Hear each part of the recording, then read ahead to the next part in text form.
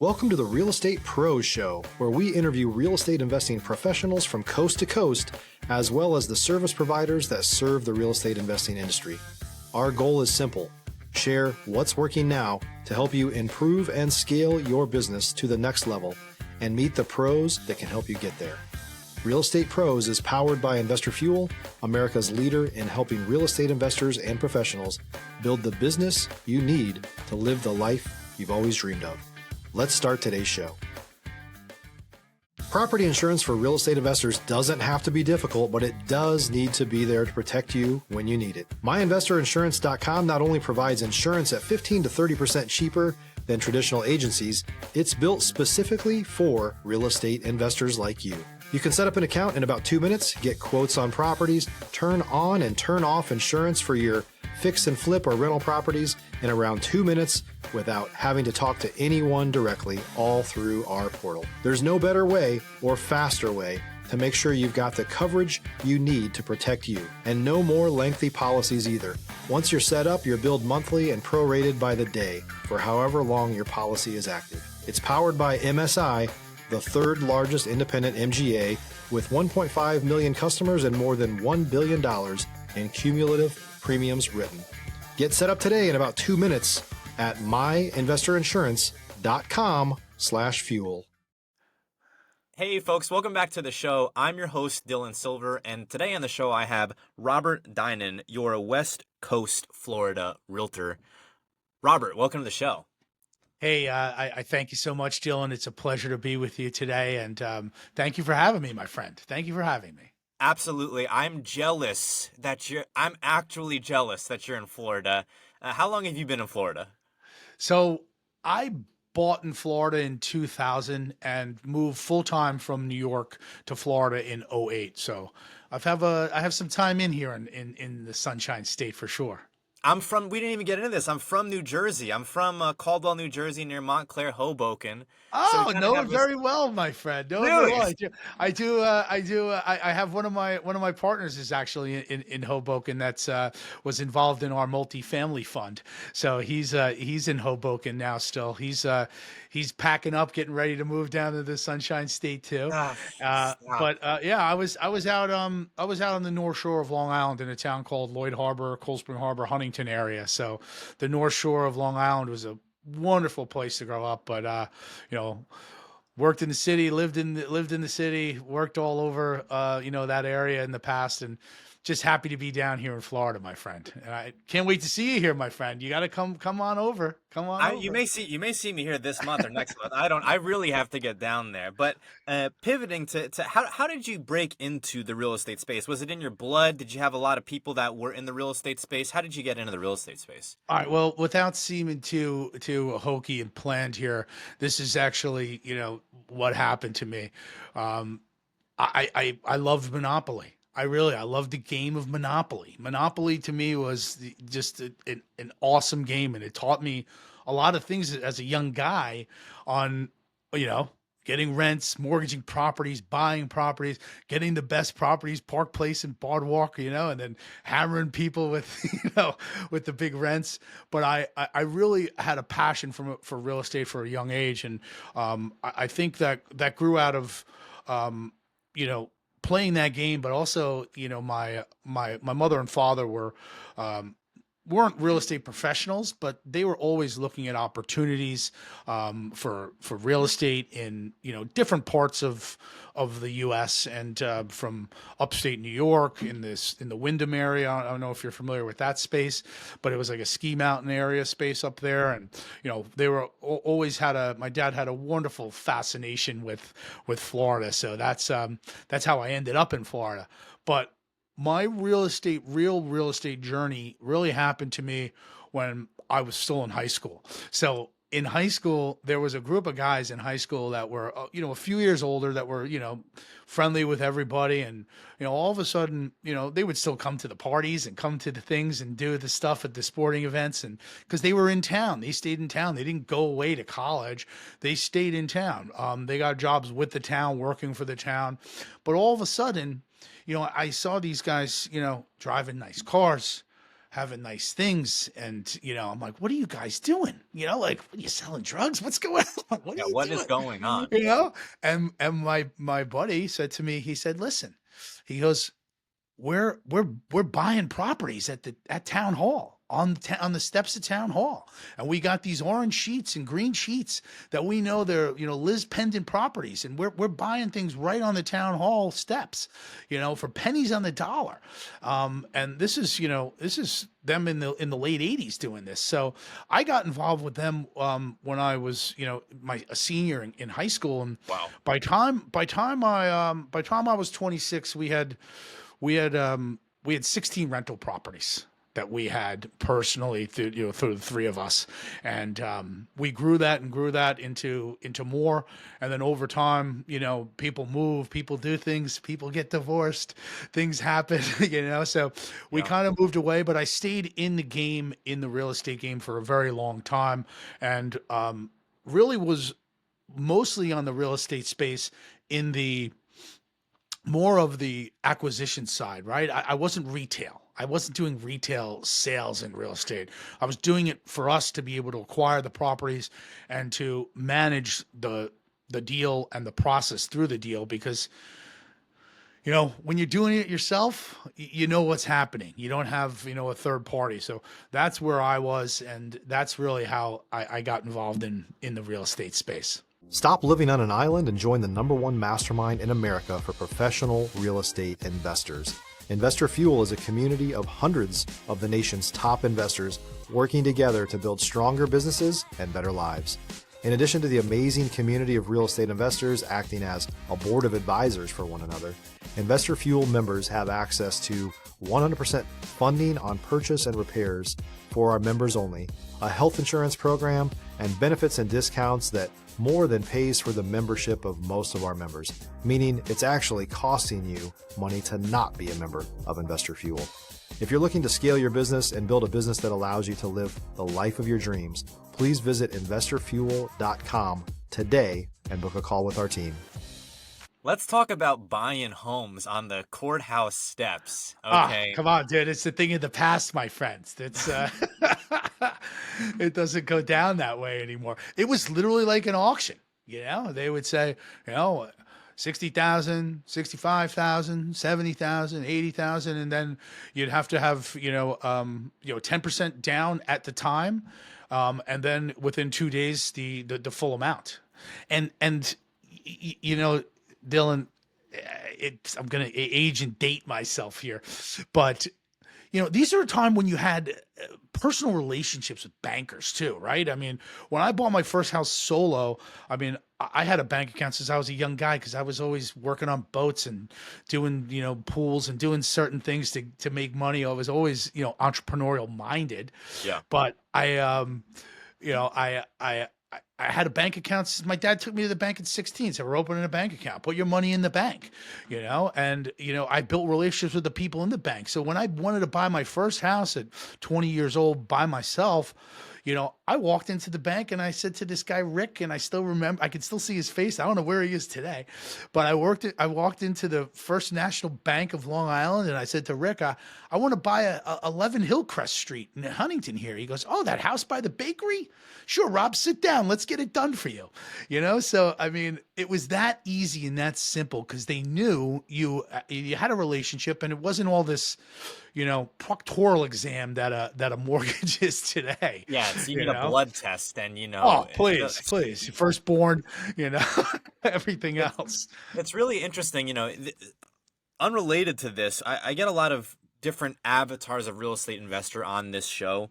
And one of the things that I've noticed is a trend toward not just affordable housing, but alternative dwellings, like this term ADU I've seen pop up a lot. Yeah, the ADUs are very popular these days. Yeah.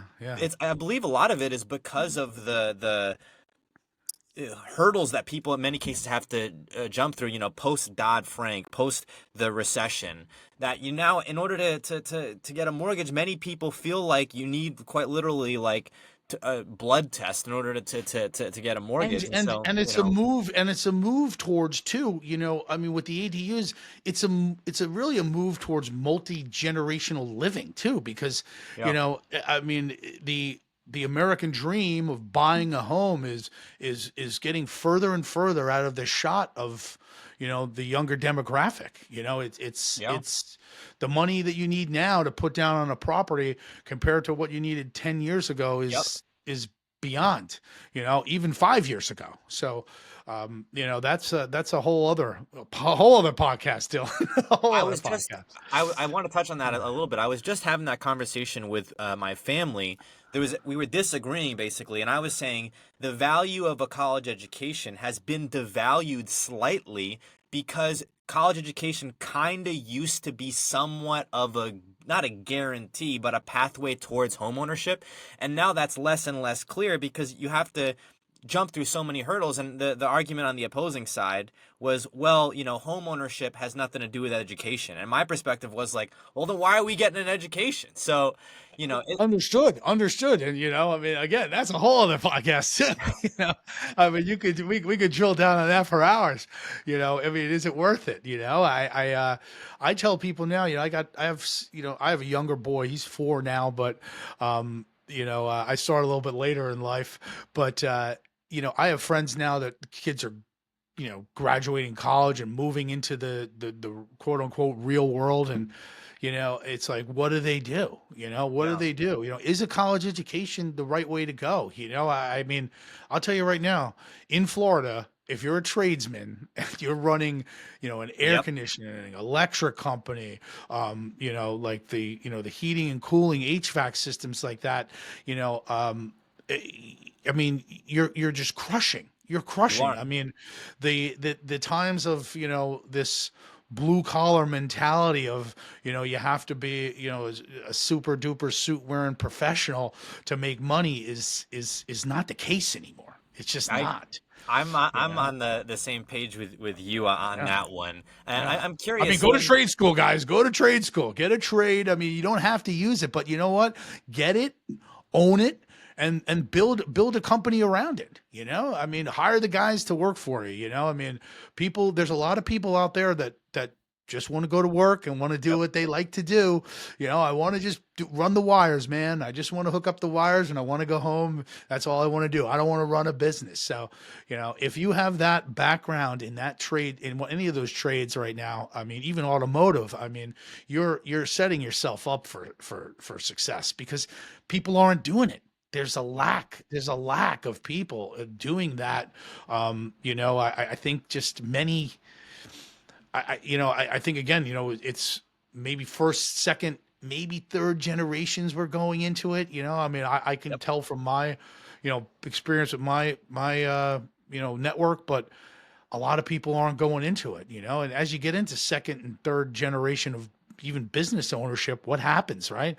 You see a downturn. You always see a downturn when you have, mom and pop leave and, Joe and Mike come in to run the shop now. And there's always, it seems not always, I shouldn't say always, but, most times you do see a decline in business and you see a decline in quality of work and, or, the hospitality side of things too.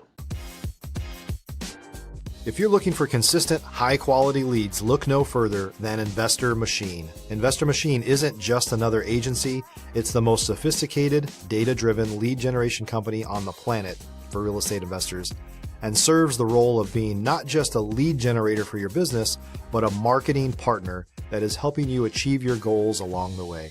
Go to investormachine.com to learn more and schedule a call with our team today.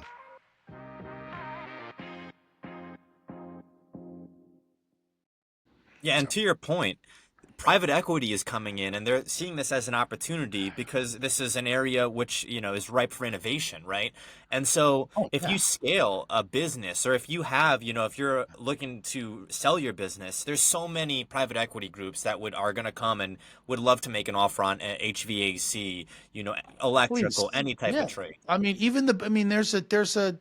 There's a couple of big ones down here in Florida, not to mention any names, but one HVAC company has a baseball stadium for the minor leagues named after them, and they're just picking off the mom and pop shops and getting those customers and building their book, right? It's the same way when we talk about the real estate space and how how the builders now are holding back properties, right? The builders have built communities now, and they're not even selling the communities. They're not even selling these communities. They're just doing full rentals on full communities, just renting out a whole community and brand new builds and move in today. And, we'll give you deals. And what are they going to do? They're going to hold, right? Yeah. They're going to hold those properties until the market ticks back up where they're going to be making that 400% that they want to make, these builders. And, all they're going to have to do is what? Clean it up a little bit, maybe throw a coat of paint on it, because the roof is good for years. The HVAC should be good for years if it's maintained, The appliances should last for, X amount of years. I mean, there's lifetimes on everything now, Things don't last, mom's fridge doesn't last for 45 years anymore. But, there's a huge movement in that space too, with the builders to just rent out full communities, because, again, to your point earlier, the lack of affordable living, and if these builders take a little bit of a haircut on the rent, at least they're getting something, and they're getting people into the space too. Because at the end of the day, they're not naive individuals. They're going to try to flip these people into the home, and a lot of what do a lot of builders have, right? A lot of builders have title company, financing, everything built into their own system. So it's like, we're a one-stop shop. You don't want to rent it? Great. 3 years from now, we'll give you the option to buy, so it's a whole new market change too. And to go back to your private equity stuff, because private equity is stepping in, and, I say this with caution, but, they're trying to make America a place of renting. Yep. Yeah. That is 100% what's going on. And I see it, and to your point, the subdivision, I was speaking to a builder who does subdivisions 2 weeks ago, and he was saying that he's looking to start being the owner of these, as opposed to just building and then selling them. And so this is not the first time that I've heard this, and it's really a huge shift, because you're thinking, well, every time you see, here in Texas, you see D.R. Horton. I'm forgetting the names of the other big ones. Yeah, you got Pulte, D.R. Horton. You have, you have the plenty of other big ones out there. Yeah. You got the Rutenbergs. You have there's a multitude of the national builders that are, and each one says they're number one builder in America too, right? So, they're the Taylor Morrisons of the world, right? I mean, that's another big one too. You're going to see. I think we're seeing a big shift. Again, back to our earlier discussion on what home ownership looks like in the next 5-10 years in the U.S.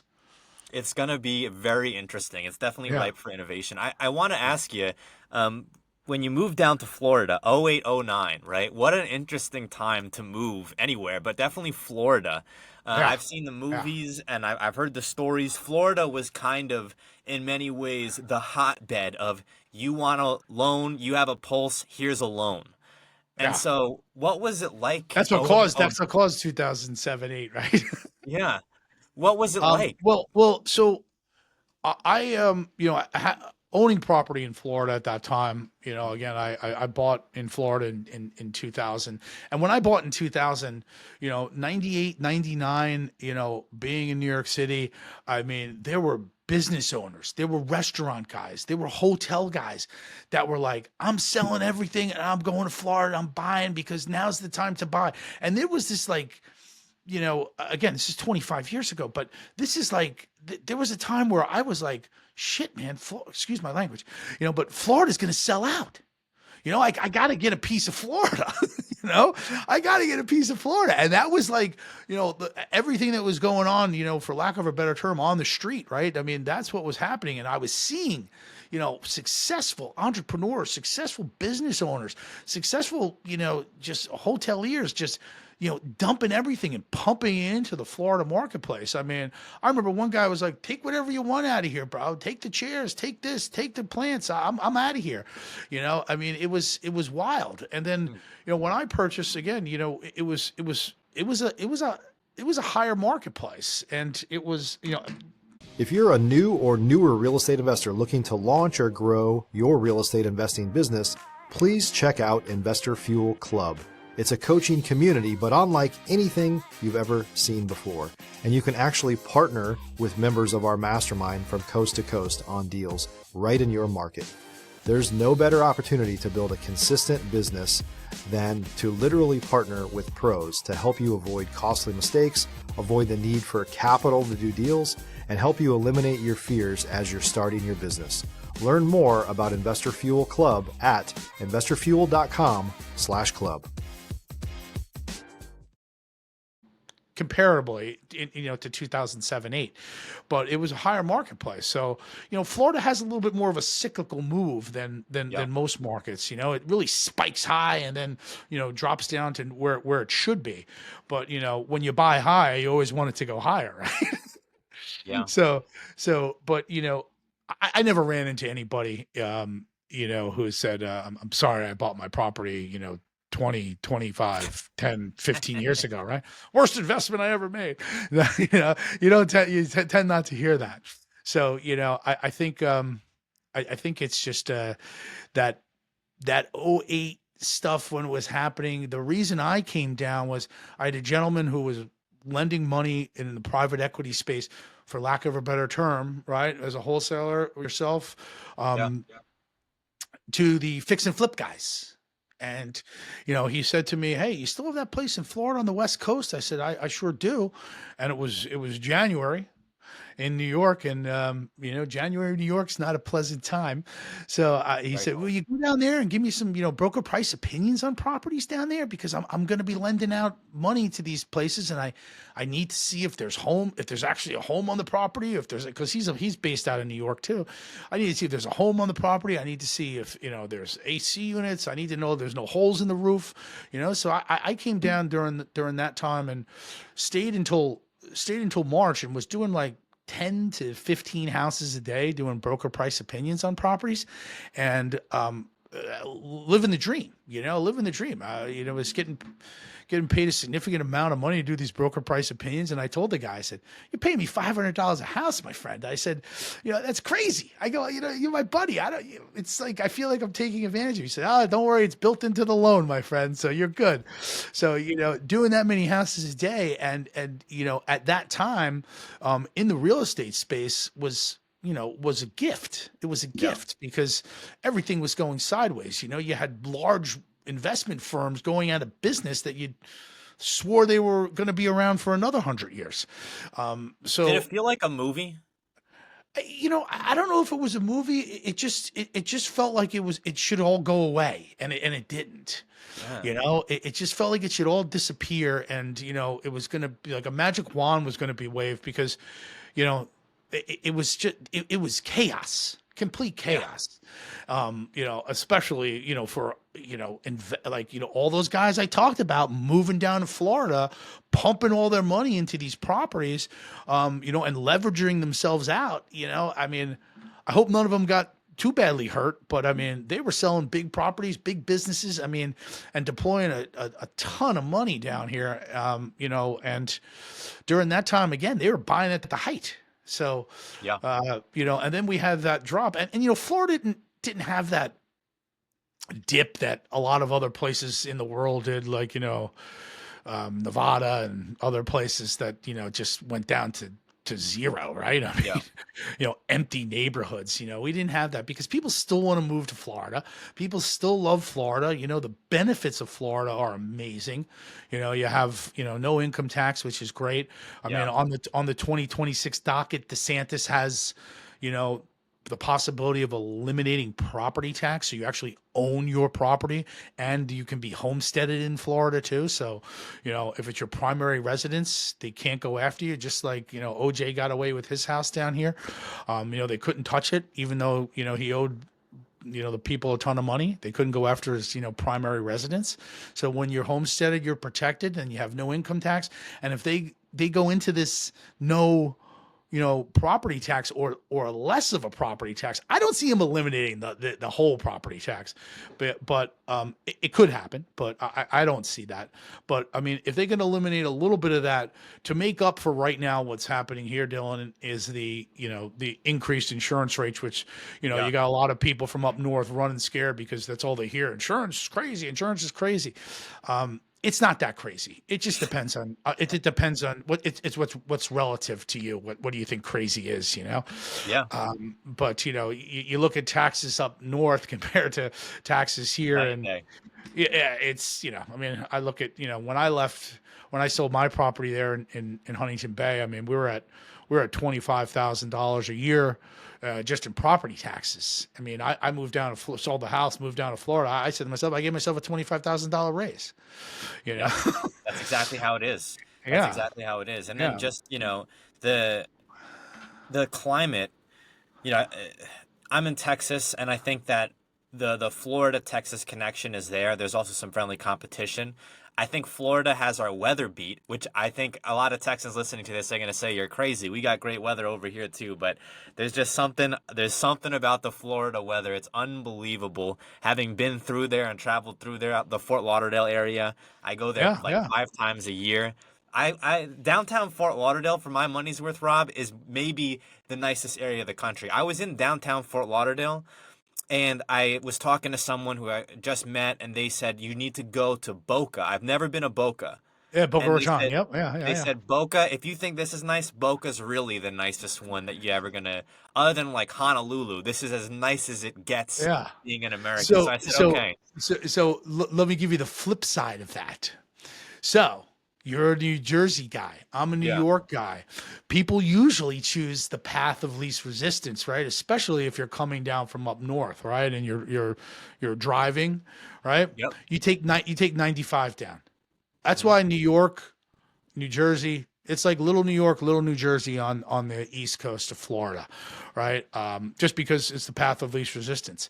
Yeah. And it was a booming market for years. The west coast of Florida, being on the Gulf of Mexico side, that is, was for many years, like a deal to be on the west coast of Florida, from a purchasing price point, right? We finally caught up. We finally caught up to the rest of Florida. I think I would say 16, 17, I started seeing the prices really match where they should match the other side. Because I mean, if you're even down in Naples which is West Coast, right? Even down in Naples, you could go down in Naples. You're looking at $1 million house there. You could come to the West Coast, Sarasota area, just to use Sarasota.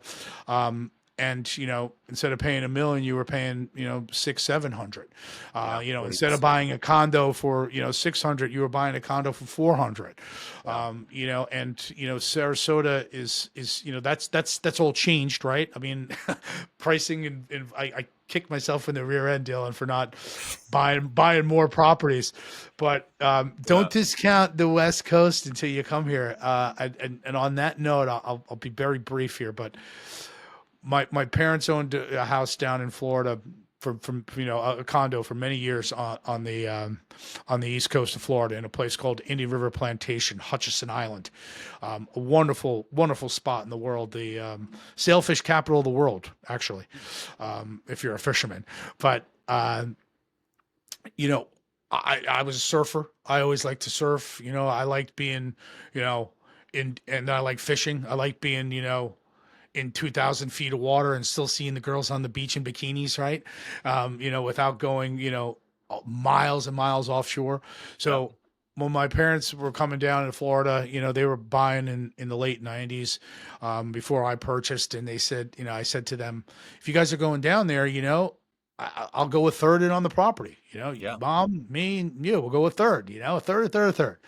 And, we'll purchase the property together. So my dad ended up calling me, and he said, Rob, we found the spot. And I said, great, where is it? Is it on Hutchinson Island? Is it in Indian River? Where is it? And they said, no, we're in Venice. And I said, I thought you were going to Florida. I said, where the hell's Venice? And, they're like, it's part of Sarasota County. It's on the West Coast. I said, the West Coast. Why would you want to be on the West Coast? What are you talking about? Yeah. That's terrible. And my dad said, do you trust me? And I said, I do. Of course I do. And, it was, extremely, extremely eye-opening. And, I wouldn't go back to the other side. I'll go over there and visit and see my buddies and go fishing and stuff. But as far as living and lifestyle, it is the West Coast is absolutely fantastic. So Okay, so if you if can I'm make in, a trip to see me, buddy, come see me. I'll take you out fishing.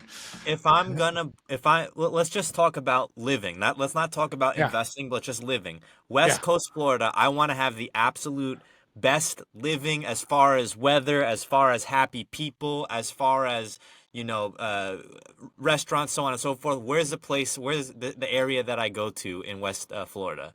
So, you're a younger guy. Yeah.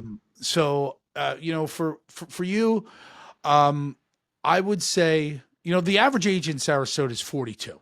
Okay. Okay. So let's look at that.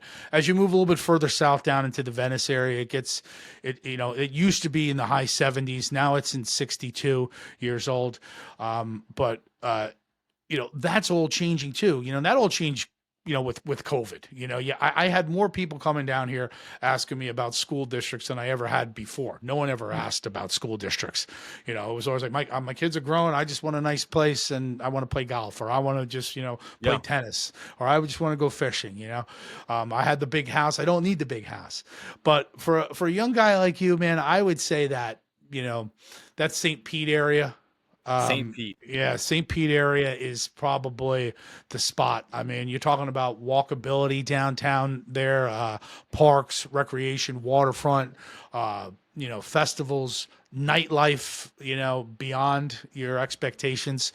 A bunch of different, you have all the sports stadiums there, right there in that area, in the Tampa Bay area there. You have the Bucks, you have the Lightning, you have, Rowdy's soccer team there. And you have the Rays too, right? Baseball. So, a few years back, we won all three. But I always say in Florida too, you're if you're in that St. Pete area, it's like you're 30 minutes from anywhere. Yeah. In 30 minutes, you could be really anywhere. You could be on Clearwater Beach. You could be, St. Pete Beach. You could be out on Treasure Island, or, some of the other barrier islands. So, for you, man, I would say that's St. St. Pete Pete. area. Yeah. Oh, absolutely. Well, Hands guess down. what? Hands down. I If I wasn't an old married guy, and, I'd be living down there myself, my friend. I'm so sold on this. I'm gonna, as soon as we get off here, I'm gonna go look at Spirit. Everyone doesn't like Spirit, but I love Spirit Airlines. I fly with them all the time. It's the cheapest way to get anywhere, I feel like. Yeah, Spirit and Allegiant into St. Pete Airport, St. Pete Clearwater Airport too. Allegiant. I have to look at if they're in DFW. I'm sure they are. I've Oh never yeah, heard. absolutely. But they fly right into a small boutique airport, PIE, right in St. Pete. So it's a great spot. Great spot Well, to fly I'll into. be down And there, Rob. Tampa Airport, don't get me wrong, Tampa Airport's fantastic. I mean, they've done such a great job with that Tampa Airport, and I travel quite often, so it's a great spot. Great spot. We are coming up on time here, Rob. Where can folks go to get a hold of you? Well, if you'd like to reach out to me, you can always visit my website, the Dining Group. That's THEDINAN Group, GROUPE.com. Or you can, reach me on any of the social media platforms, of course. And, as always, I'm Robert Dinan, your Florida Realtor, and I'm happy to help anybody answer any questions in investing in the multifamily space and or, resort space, as well as, residential or commercial investing. So happy to help. And Dylan, thank you for having me on today. It was a wonderful time. We shared some great thoughts. Yeah, thanks for coming on. Absolutely, my friend. Absolutely. Thanks for joining us for today's Real Estate Pros Show. You can learn more about the amazing benefits of the Investor Fuel Mastermind community, including surrounding yourself with hundreds of other rock stars, 100% financing for your deals, and members-only discounts from vendors you're likely already using that, as a member of Investor Fuel, will save you more than the cost of your membership. Visit investorfuel.com to learn more. If you're interested in joining us as a guest of this show, please visit investorfuel.com/pros to apply. You can also check the show notes for access to free resources, how to get access to world-class lead generation, and much more. Don't forget to subscribe so you never miss another episode. Have a great day. We'll see you on the next show.